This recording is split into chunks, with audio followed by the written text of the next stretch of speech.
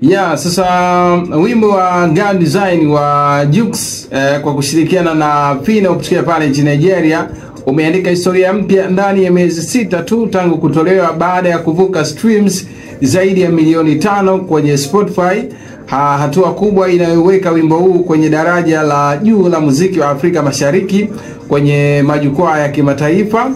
So wimbo huu kutoka Mei mwaka 2025 hadi sasa, God Design imekuwa miongoni mwa nyimbo zinazokuwa kwa kasi ya ajabu, ikipenya playlist za mataifa mbalimbali na kuonesha ukubwa wa ushawishi wa Jux kama mmoja wa wasanii wanaoongoza kwa ubora wa R&B na Bongo Flava.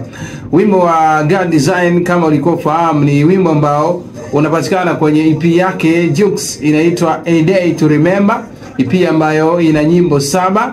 Wimbo wa kwanza unaitwa Celebration, wimbo namba 2 unaitwa My Shaila, wimbo namba 3 unaitwa Si Mimi, wimbo namba 4 unaitwa God Design featuring Phyno ambao unausikia hapo.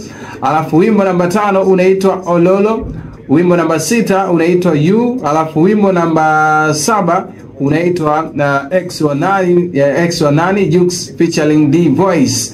Za haya ni matunda ambayo wimbo huu umeyapata, ukionyesha kuwaji ambao Jux ameupata.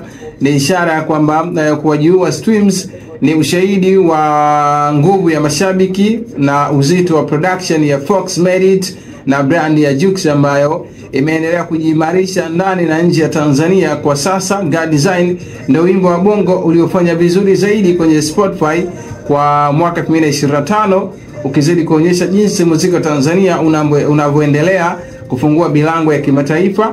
Kwa mafanikio haya mapya, Jux anaendelea kuthibitisha msimamo wake kama msanii anayejenga daraja kati ya Bongo Flava ya nyumbani na nje ya mipaka ya Tanzania, kwa maana ya duniani kwa ujumla, kwa hiki ambacho yeye amekipata kupitia wimbo wake wa God Design ambao umefikisha streams milioni 5 kwenye Spotify baada ya miezi 6.